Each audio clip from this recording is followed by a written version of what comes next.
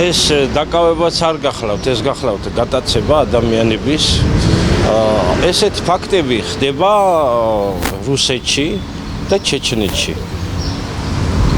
დემოკრატიულ ქვეყნებში პოლიტიკურ ოპონენტებს ასე არ ებრძვიან. თბილისის საქალაქო სასამართლომ პარლამენტის დროებითი საგამოძიებო კომისიაზე გამოუცხადებლობის საქმეზე კოალიცია ცვლილებების ლიდერს ნიკა მელიას აღკვეთის ღონისძიების სახით პატიმრობა შეუფარდა. ამით მოსამართლემ პროკურატურის შუამდგომლობა დააკმაყოფილა. თბილისის საქალაქო სასამართლოს გადაწყვეტილებით მას აღკვეთის ღონისძიების სახით 50,000 ლარიანი გირაოში შეეფარდა. ნიკა მელიას ბრალდება სისხლის სამართლის კოდექსის 349 მუხლით წარედგინა, რაც საქართველოს პარლამენტის დროებითი საგამოძიებო კომისიის მოთხოვნის შეუსრულებლობას გულისხმობს.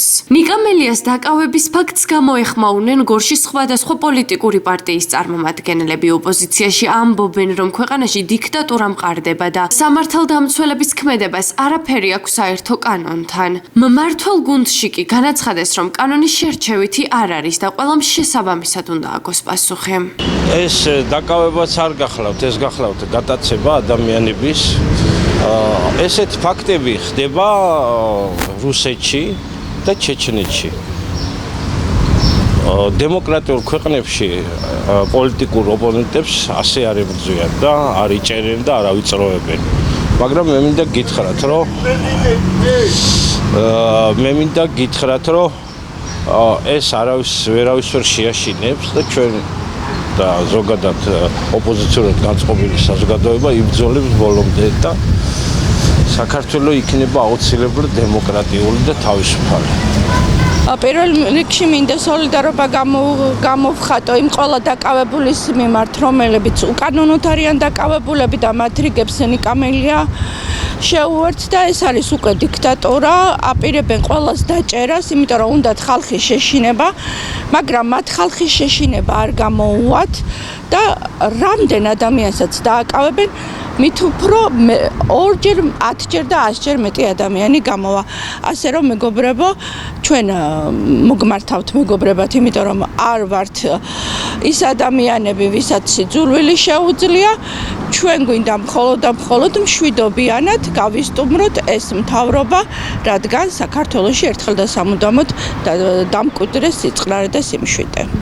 როგორ შეაფასებდით მის დაკავებას, იმიტომ რომ ჩვენ ოპოზიციური პარტიებით ჩავწერეთ და მათი შეფასება იყო ისეთი, რომ ეს არ არის დაკავება, ეს არის გატაცება ადამიანის და არაჰუმანური ზუსტად მაგ გატაცებებს და იმას აკეთებდნენ ეგენ.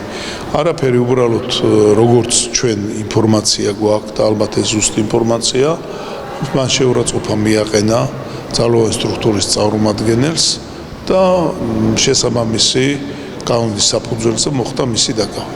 აი ზოგადად დაკავებებს როგორ შეაფასებთ? ხო, არა, არცით უკვე მე ვფიქრობ, თუ მე დავაშავე პირველი მე თვითონ მოვითხოვ რომ დავმაკავო. იმიტომ რომ არ შეიძლება ეს სახელმწიფო ეგ არის, უბრალოდ სახელმწიფო უნდა მუშაობდეს კანონზე. ამ ადამიანებს, რომლებსაც ძალიან დაბალი დონის განათლება აქვთ სურვილი, რომ უკანონოდ იყოს ქცეული სახელმწიფო და რა თქმა უნდა, მათთვის არის ეს, რომ უკანონო ქცევები მათი არ გაპროტესტეს. ეს სახელმწიფო აღარ იქნება უკვე. შეგახსენებთ, რომ იმავე მუხლით ბრალი წარუდგინეს ბადრი ჯაფარიძეს, ირაკლი ოქრუაშვილს, მამუკა ხაზარაძესა და ზურაბ ჯაფარიძეს.